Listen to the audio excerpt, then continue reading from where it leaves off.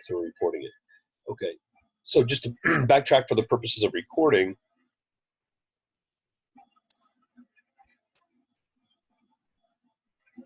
we're looking at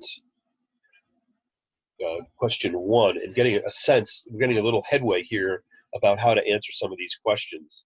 All right, so we had the customer survey worksheet had 4 attributes that the customers graded us on that included quality, ease of use, price, and service. That's exactly, there's no more than that. That's exactly what the data took in. Okay, they're being explicit and exhaustive here with just telling us what the list looks like. So when we looked at the data, these were the only attributes that we looked at. So for each attribute, you're going to create a pivot table. Okay, so create a pivot table here based on that attribute. These are the pivot tables here. Okay, and then part B of the question says, how do these proportions differ by geographic region? Okay, so we start with count. Okay, we can count things. That's what we did. We started with counting. So part B says you've got to count them first and create a table here of look at the top boxes. The top box would be 4s and 5s on these customer ratings. So we can probably assume, even without looking at the data, that 4 and 5 is good or something that we're after here, probably. So 4 and 5 is a high rating and 1 is a low rating. And so you'd have to do the count, but we were asked for a proportion, and that's why we would probably take a look at this. You'd have to refine the data over here, and you're not able to do a pivot table on top of a pivot table. You have to do a pivot table on top of the raw data. So you just can't, you can either extract it. There's 2 different ways here. You can either, for part B method is, you could go back to the original data and see if you can figure out a way to draw it out.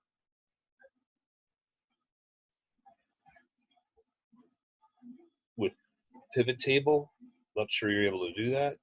Or the other way is a little bit more clear, would be to just write equations or formula into a table. Create your own table here, and how do we sort of manually is a good way. So manually process results from the pivot table. Results from pivot table. Okay, so this is easier. Easy. Okay, that's easier. Okay, so that what I want to do is at least get a start on this. What estimates with reasonable assurance can PLE give customers response times to customer service calls?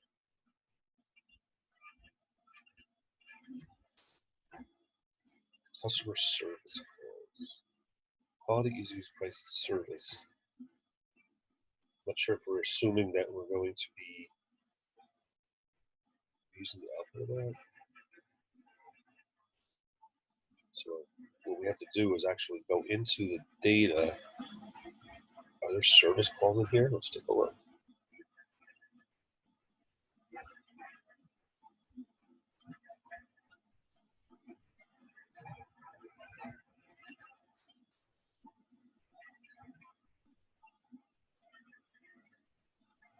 There's a response time tab, response times to customer service calls. There you go. Okay. So I'm going to colorize that for myself at least, to add that to blue. Okay. Put that up, move that. I'm going to group that with my other ones.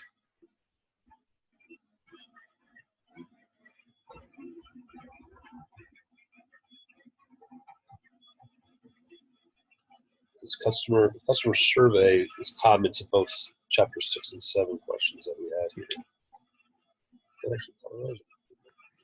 Yeah. Okay.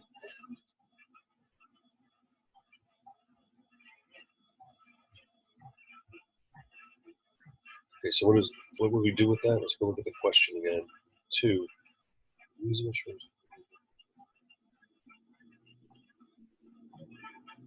Okay, so these are analytic questions. You're going to have to figure out, what do you think you can figure out from this data here? Maybe like averages, is that what it's asking? So we have, Or, yeah, here we have, if you're are you looking at that tab now, that yes, no, it's like response time? Yeah, Mhm. good. Okay, good. Right, so over here, roll this down a little bit for us. Okay, so question, I'll just drop the line here. So now it's question 2.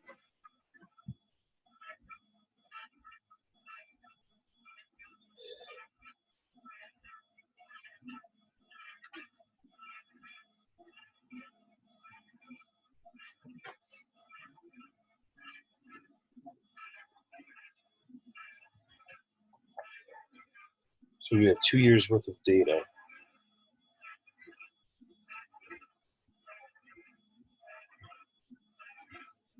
by quarter.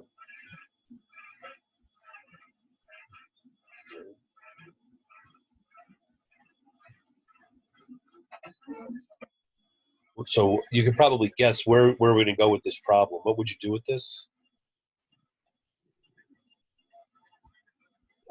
Did it have to do with the averages of? Yeah. So basically, it's the timing. You want to use a normal distribution. I think that's what they're going to assume here. That there's a normal distribution here, which is defined by the mean and the standard deviation. Okay, so you can figure that out. But the thing is, the point of is the interpretation, right?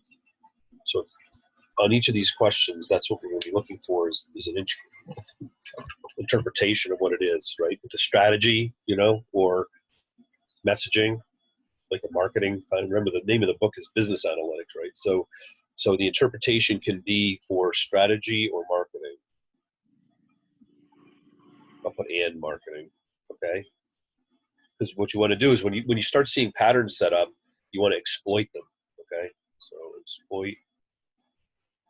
exploit patterns, and so I would call seeking out the mean and the standard deviation as a pattern, right? That's basically what it is. The summary of the behavior, okay? What the pattern would be, right?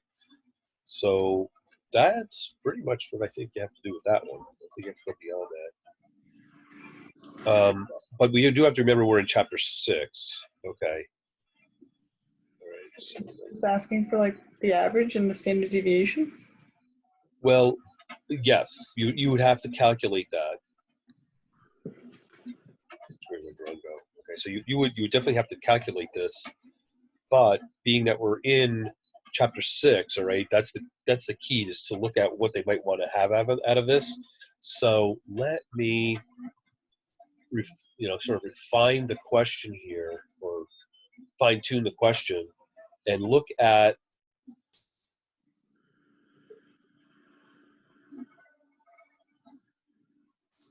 like you pick a number like confidence level. Okay, we'll look for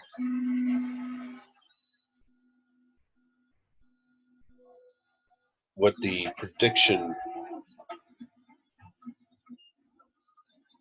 interval is. Okay, so that.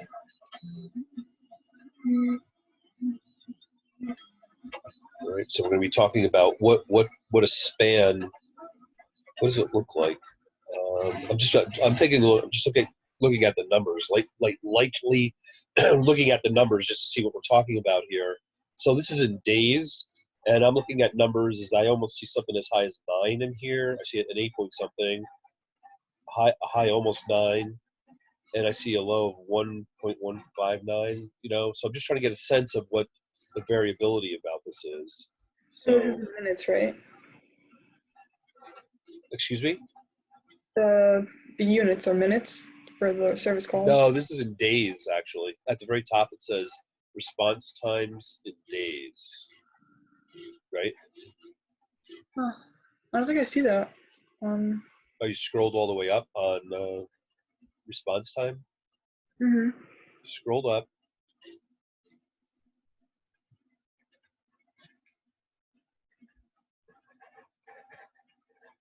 Actually, I'll capture all that. Control C. I'll drop this in here for a sec so you can see it. Okay, so okay,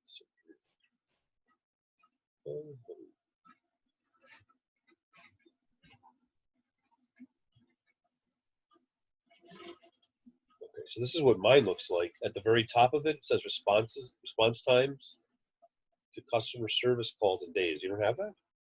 Mine says customer service. Yeah, it says response times to customer service calls, but then there's no days in parentheses. And mine also says quarter 1 to 4 for years 2013 and 2014. What you need to do that I think you might have missed is the data is the same. Someone asked me this, and I sent a note out to everybody. It's the perils of you all getting so many emails and trying to track them that I posted. Where I got my data from is I just went to eClass and downloaded the file that you should re-download. I reposted the updated one. It took me about 3 days to get through to Pearson on that one. Okay, And so then finally, okay. So go get that. Don't be disturbed too much about it. Just go get it. You don't have to do it exactly right now, unless maybe you want to. Why don't you just do it now? Let's take care of it.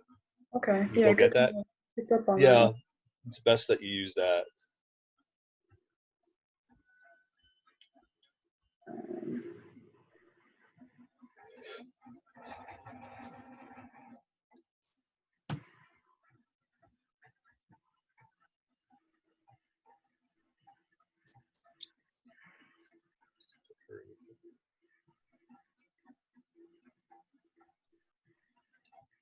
Shirley Adams. These agreements do not need to go to any other offices. They are kept on file in academic affairs. Oh my goodness. This thing has turned into this other thing I was telling you about is crazy. It's under the new source files. If you go to the tab for the E-class, and if you click on the final report, the orange final report tab, it's the last one. Mm-hmm. Okay, and then if you go down there, it says source files. Originally it was a zip file, so that's not accurate. If you click that, it's an Excel file. It should download the latest one.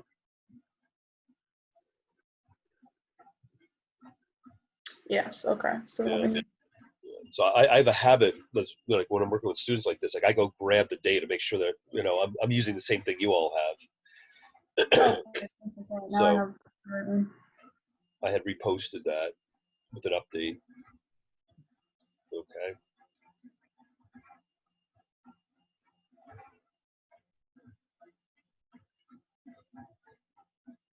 Yeah, I'd have to tell you, they do a quality job on keeping this updated. It's just that it was very difficult to find the updated file from the previous versions that I've been using for years. Yeah. So, okay. Are you all right? Yeah, all right. I'm good now. Thanks. Okay.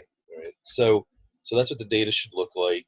And what we want is a prediction interval. Okay. Just so you know. And what I'm going to do is highlight that. My computer's a little sluggish. Let's go get this from the cloud. Just change the view. Is it going or not? There we go. Because you have to force the situation on this thing. Okay. So what I want to.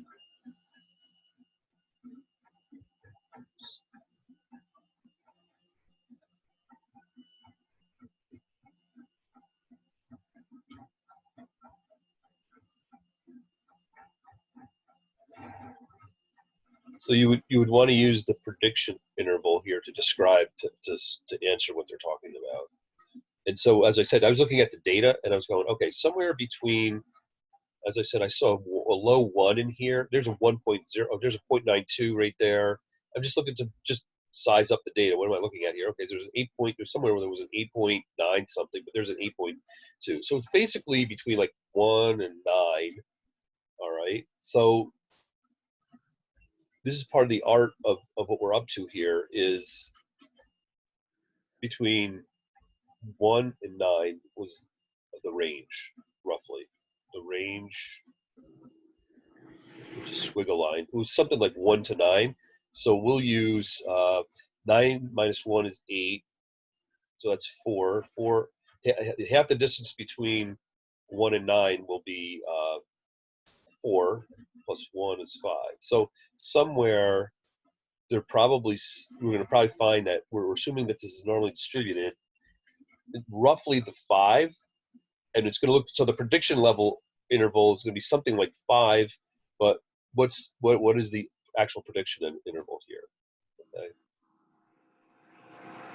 Prediction interval. That's a mess. Interval. Okay, that's the chapter. That's a chapter topic that they're looking for on that one. Okay. All right, there's that.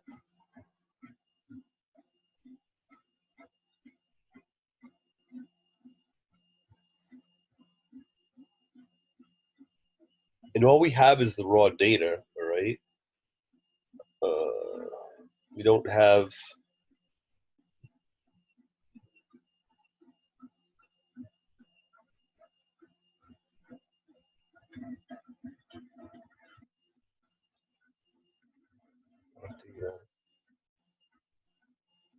We have plenty of points greater than 30.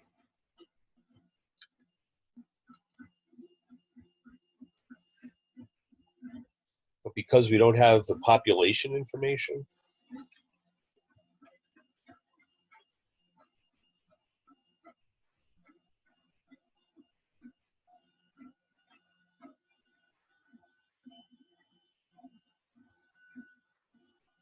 let's go back a bit.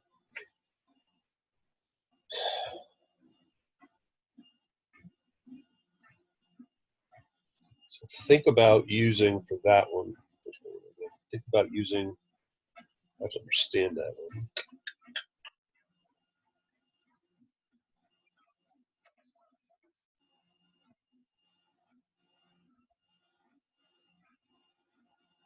Okay, so when do we use a t distribution?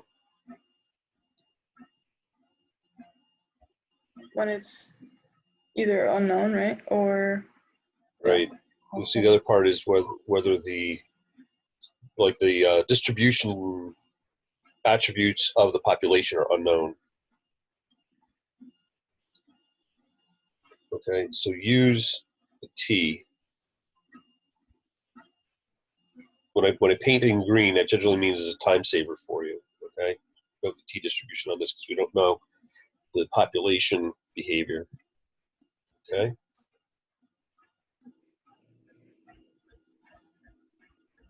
This is why I wanted to do this, because some of this is a little bit arbitrary. How would you know to do that? So controls. Right, so engineering has collected data on alternative process costs for building transmissions in the worksheet. Transmission costs. Engineering has collected data.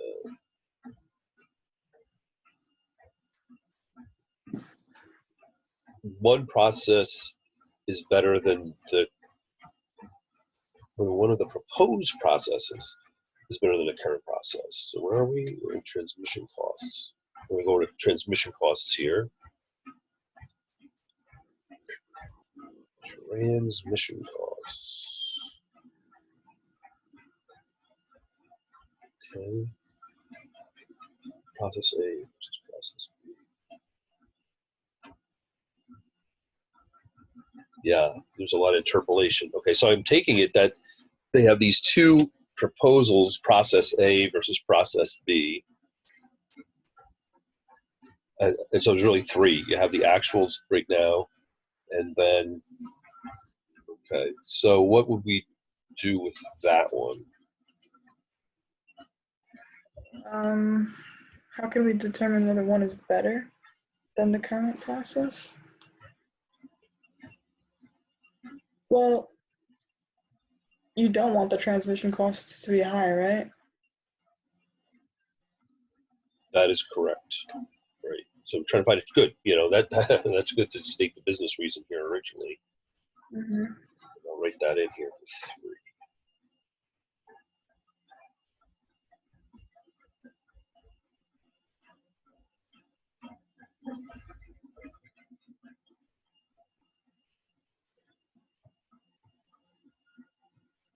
well, we assume all other things being equal is a good way to talk about it. We want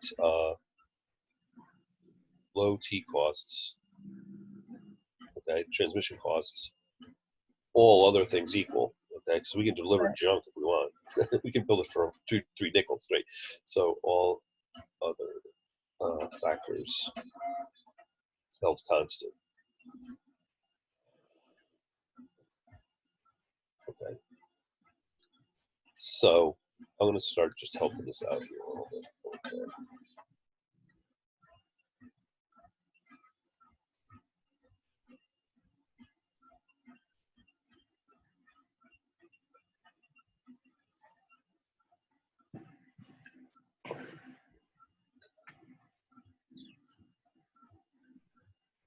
Confidence interval for population.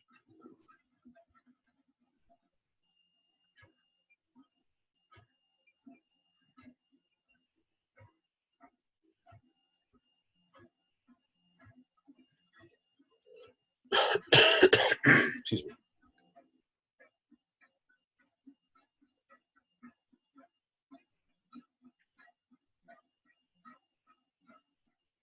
Let's see.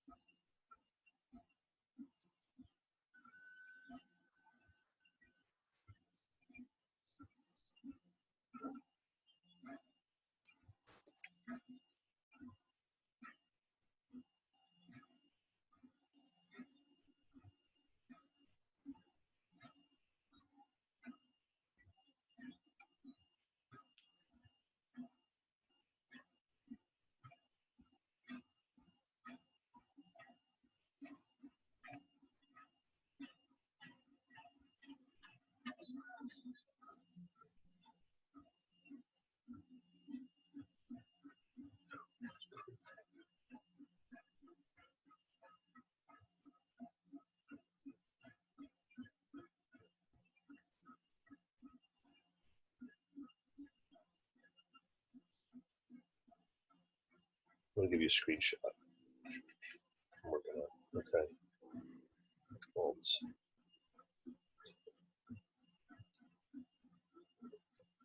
Just where I'm going with this.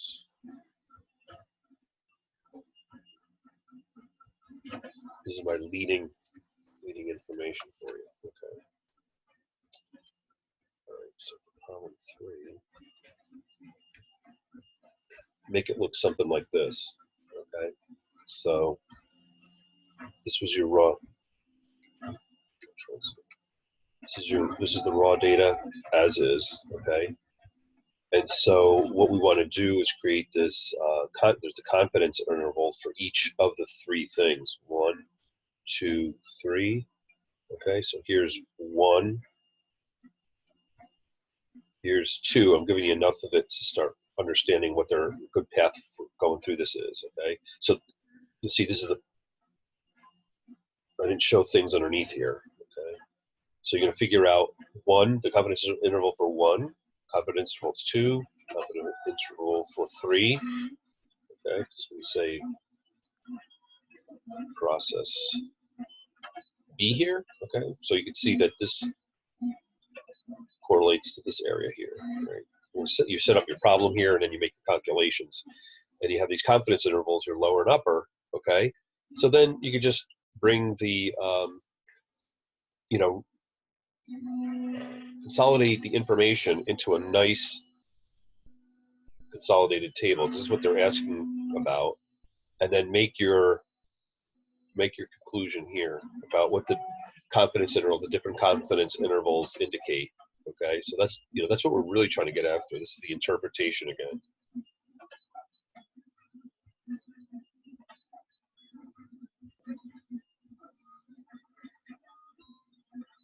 Okay.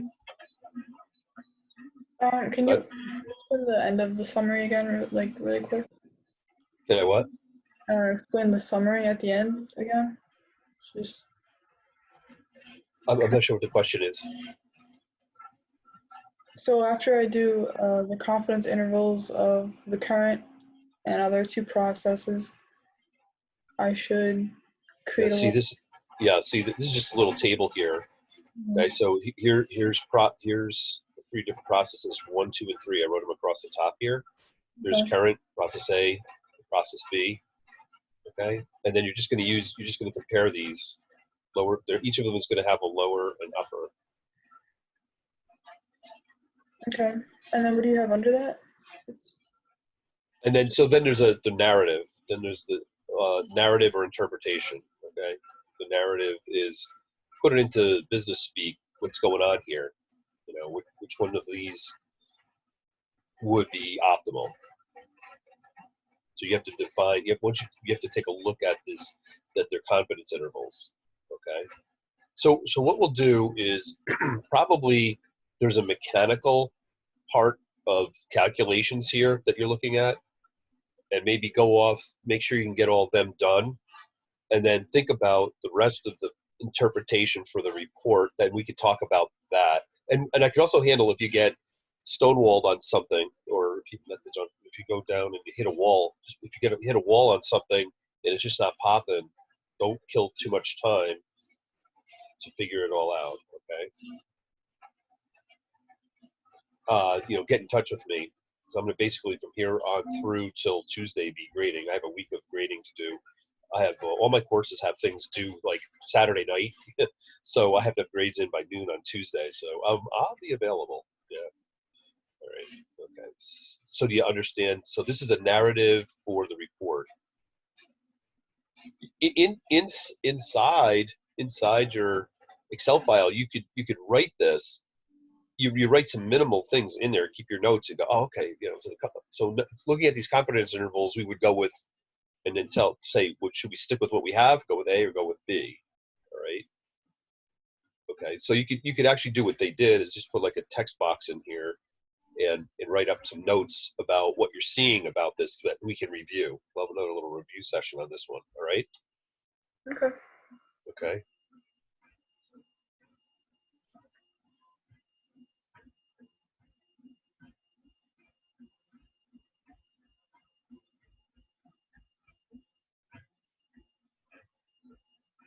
All right. So if you look at it, this look like the homework problems. There were homework problems Right. that looked. Yeah. Looks familiar.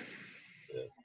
And I also I also went a little bit light on. I say a little.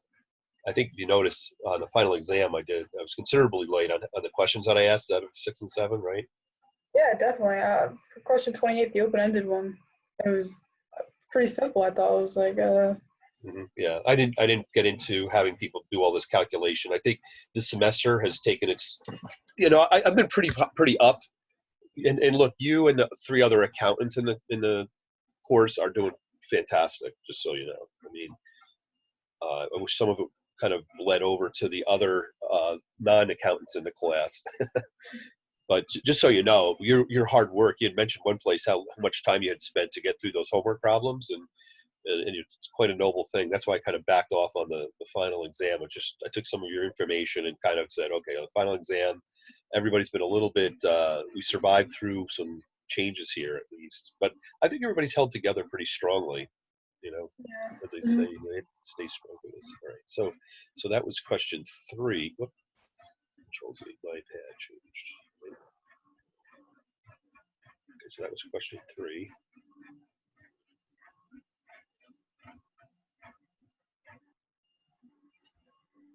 4.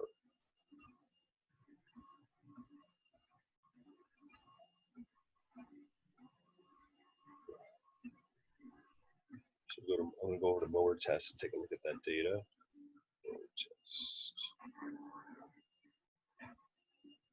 Okay, so this was the binomial, Bernoulli binomial sheet. It just says pass or fail in there. A lot of actually, there's not that many. How many samples do they have here? Okay, it's not that bad.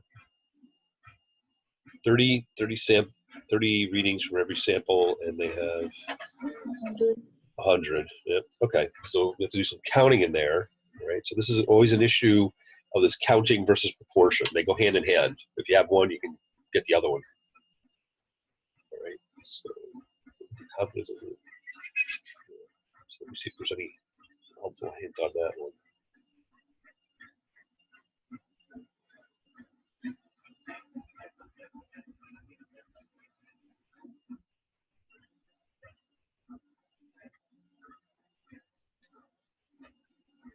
This is pretty straightforward.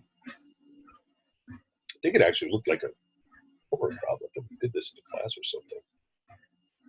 Right, so, or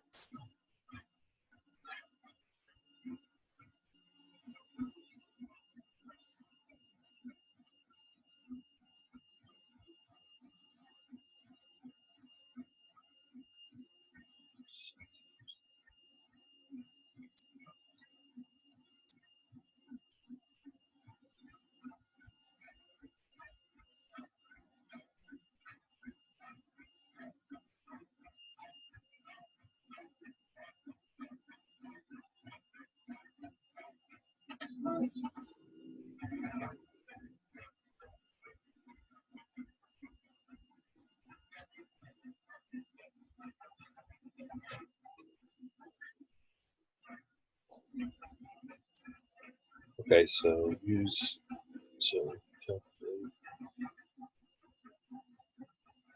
they ask you for success or failure on this problem. What was it? Failure, I think. Failures. Okay.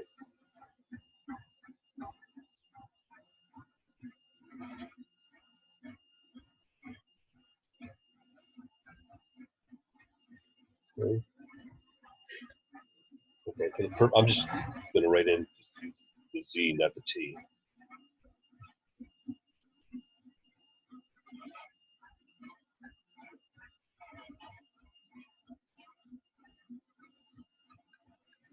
And so this is just fairly straightforward. Okay? But the issue is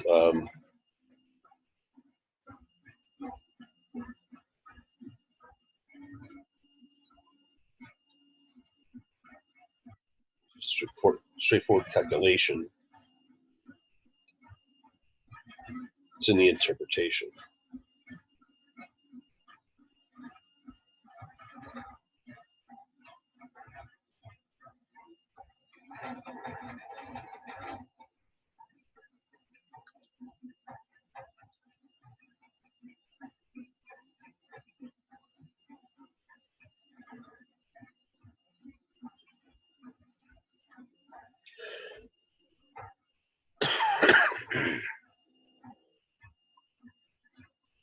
Okay.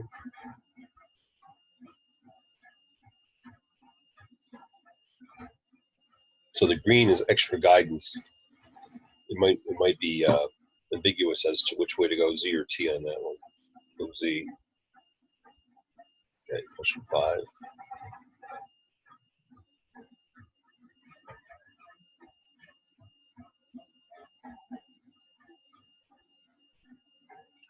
Sampling distribution of the mean you can get, the overall mean.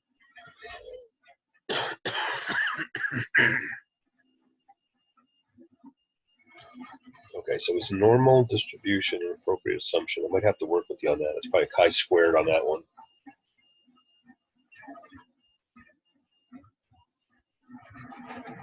Because I don't think we covered chi-squared. Yeah. All right, no, don't overthink it.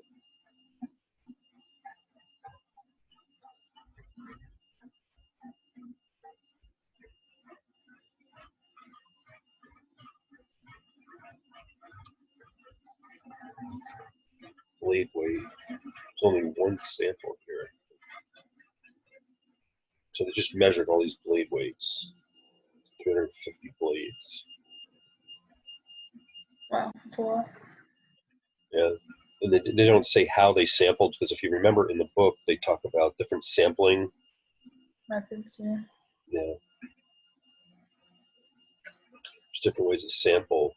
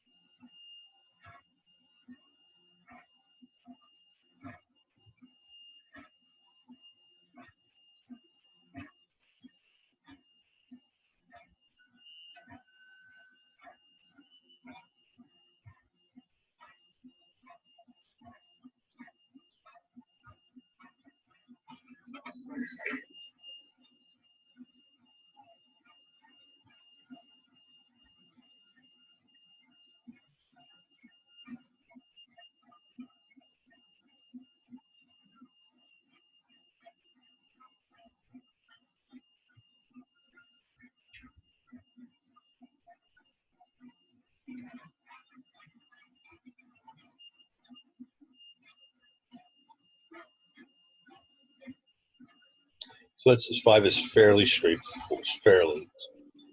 There's nothing too tricky in there. I just gave you the help you with a little bit what formula to use here. So it really pays to get to know these different Excel formula. Exactly what do they kick back at you? All right. So there's a standard deviation.s, the standard error there, and then finally what's 6.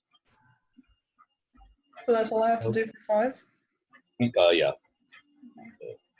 How many blade weights must be measured to find? Okay, so this is great. So this is a backwards problem. 6. This is so more representative of what happens out there. Is like, okay, if we need to have 95% confidence interval, we have to back out how many we have to measure. Right? And you just have to do it two different times. Sampling error is specified. If it gets narrower, then you would have to take more samples, right? Okay. So if you have a sampling error of 0.05 versus 0.02, so 0.05 is wider, that means that you have whatever number of samples you come up with. To make it tighter, that the standard error goes down. We just have to take more readings, right? So that's what that question is about. 6, okay.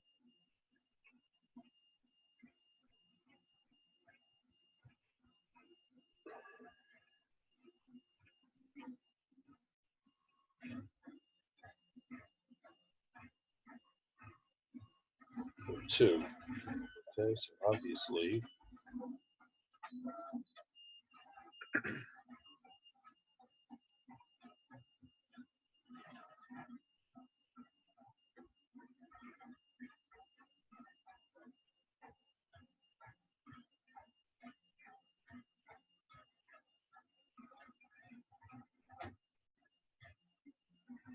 This is similar to a homework problem, I think, right? That we did probably one of the last homeworks that we did. Yeah. This is just like word problems with real, different data. Yeah. Yeah, like real Similar. Yep. So this is a reverse. Yeah. So we get an arrow smaller.